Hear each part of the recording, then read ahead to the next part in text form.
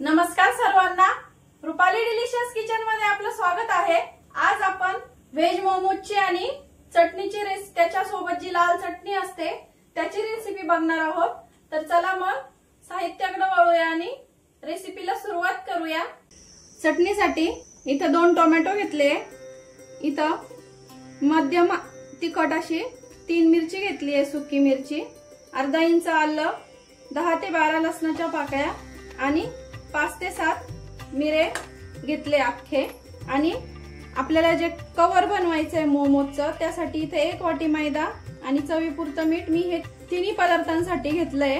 म्हणजे चटणी, मैद्याचं आपण जे कवर बनवणार आहे मोमोजचं त्यासाठी, आणि सारण तयार करणार आहे मोमोजचं त्याच्यासाठी पण याच्यामध्येच मी तिन्ही गोष्टींसाठी चवीपुरतं मीठ घेतलंय अंदाजाने।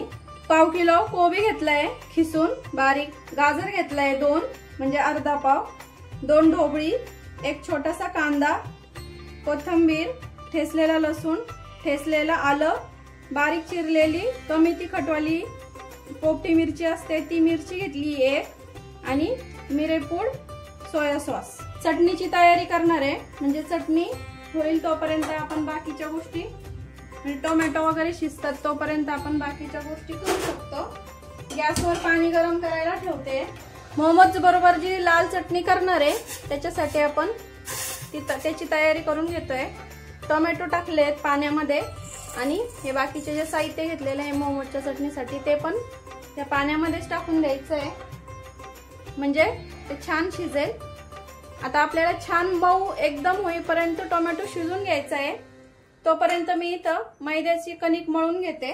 आता 1 वाटी जो मैदा घेतलाय तो घेतलाय, इथं चवीपुरतं मीठ, म्हणजे कवरला छान चव येते। आता हे मी आपण पुरीचं पीठ जसं मळतो त्याप्रमाणे आपल्याला घट्टसर गोळा मळून घ्यायचा आहे। घट्टसर गोळा पण असा मऊ लागला पाहिजे हाताला छान। असा घट्टसर गोळा आपला इथं मळून झालाय, आणि थोडंसं तेल लावायचं आणि थोडंसं मळून घ्यायचं आणि झाकून ठेवायचं, म्हणजे आपलं सारण वगैरे तयार होईपर्यंत छान भिजतो हा गोळा मैद्याचा।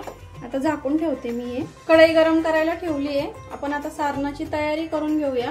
1 ते 1.5 चमचा आपल्याला तेल टाकायचं आहे। मोमोजला जास्त तेल टाकायचं नाही। तेल छान गरम झालं की लसूण टाकून घ्यायचं आहे। लसूण थोडासा ब्राऊन रंगावरती आपल्याला इथं फ्राय करायचं आहे, म्हणजे त्याचा कच्चेपणा जरा कमी होतो। लसूण थोडा लाल झाला की आपल्याला इथं हिरवी मिरची आणि आलं ते पण थोडंसं परतून घ्यायचं आहे, आणि ही सगळी प्रोसेस आपल्याला फुल गॅस वरतीच करायची आहे। आता कांदा टाकून घेऊया। कांदा थोडासा परतला की आपल्याला बाकीच्या सर्व भाज्या इथं टाकून घ्यायच्या आहे। ढोबळी, गाजर, कोबी। कोबीमध्ये तुम्हाला वाटत असेल का जास्त पाणी आहे, कारण मोमोजच्या सारणाला जास्त ओलसर सारण लागत नाही, नाहीतर त्याचा आकार बिघडू शकतो। त्यामुळे जेव्हा कोबी खिसता त्यानंतर थोडासा हाताच्या साहाय्याने आपण हाताने घट्ट पिळून घ्यायचा तो, म्हणजे असं सुक्या भाज्या तयार होतात आपल्याला जेव्हा सारण तयार करतो तेव्हा। फ्राय आपल्याला एकदम अर्धवट शिजून घ्यायच्या या भाज्या फुल गॅसवरती। भाज्या थोड्याशा परतल्या की आपल्याला इथं मिरेपूड टाकून घ्यायची आहे, सोया सॉस 1 चमचा, थोडीशी कोथिंबीर, चवीपुरतं मीठ टाकायचं आहे आपल्याला इथं। सोया सॉसला पण मीठ असतं त्यामुळं थोडं जपून मीठ टाकायचं इथं। आता या छान अर्धवट अशा शिजून घ्यायच्या आहे आपल्याला भाज्या पूर्ण। भाज्या आपल्या आता छान झाल्या आहे, शिजल्या अर्धवट अशा फुल गॅसवरतीच आपल्याला हे शिजवायच्या आहे। आणि बघू शकता अशा सुक्या सुक्या झाल्या आहे भाज्या, अशा आपल्याला सुक्याच लागतात। आता हे थंड करून घ्यायचं सारण। गॅस बंद केलाय। टोमॅटो आणि मिरची वगैरे आपली आता छान शिजली आहे, बघू शकता असं कलर वगैरे खूप छान रंग बदललाय याचा, आणि टोमॅटोचं पण असं अलगद साल निघतंय। आता हे मी थंड करून घेते चटणीचं साहित्य। मोमोजचं सारण आणि चटणीचं जे आपण टोमॅटोचं चटणीचं साहित्य घेतलेलं आहे ते थंड होईपर्यंत आपण मोमोजचं कवर तयार करायचं आहे। त्याच्या पाऱ्या आपण लाटून घेऊया। मैद्याचं पीठ पण छान आपलं भिजलंय। आता छोटे छोटे गोळे करून आपण आता लाटून घेऊया। खूप जास्त आपल्याला जाडसर लेयर असं तयार करायचं नाहीये, थोडासा मैदा घेतलाय खाली चिकटू नये म्हणून पोळपटाला। लाटून घेते असं या प्रकारे एकदम पातळ लाटायचंय। थोडंसं चिपकत असलं तर थोडासा मैदा लावायचा अधून मधून। आपल्याला हे जे कवर आहे ते खूप जाड ठेवायचं नाहीये, नाहीतर चव चांगली लागत नाही मोमो। आता याचप्रमाणे मी सर्व लाटून घेते। आता थोडेसे पाऱ्या मी इथं लाटून घेतले आहे। आपलं सारण पण छान थंड झालंय। आपण आता थोडे जेवढे तयार झाले तेवढे स्टीम करायला ठेवणार आहे। त्यासाठी मी एका कढईमध्ये अशी चाळणी ठेवली आहे। तुमच्याकडे स्टीमर असेल तर तुम्ही ते ठेवू शकता। आपण तोपर्यंत इकडे मोमोज तयार करून घेऊया, स्टीम तयार होईपर्यंत। हातावरती आपल्याला ही पारी ठेवून घ्यायची आहे। जागेवर नाही, असं एका जागेवर नाही भरायचं, असं अंडाकृती भरायचंय आपल्याला, म्हणजे लांब असं। आता मी हे पोळपाटावर ठेवून घेते। एक साइडने आपल्याला याला कळ्या पाडून घ्यायच्या आहे, म्हणजे मोमोजच्या आकाराच्या। एका साइडनेच पाडते मी इथं।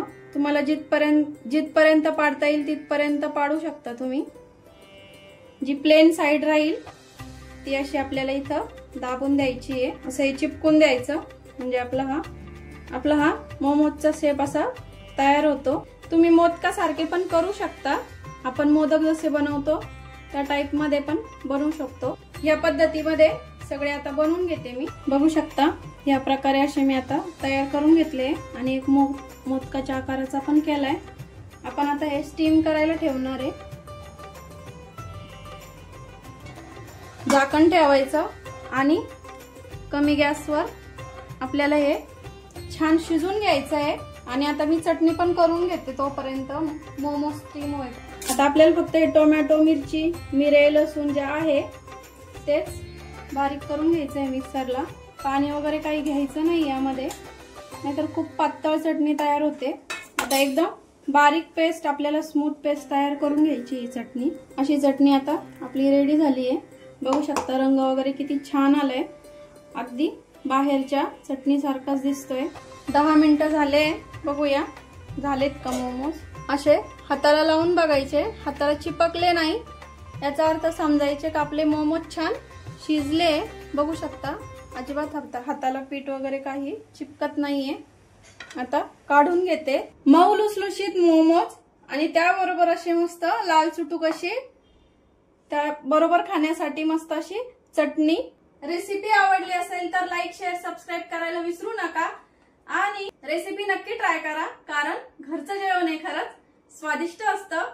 अशाच नवीन छान छान रेसिपींसोबत पुन्हा भेटूया, तोपर्यंत बाय बाय।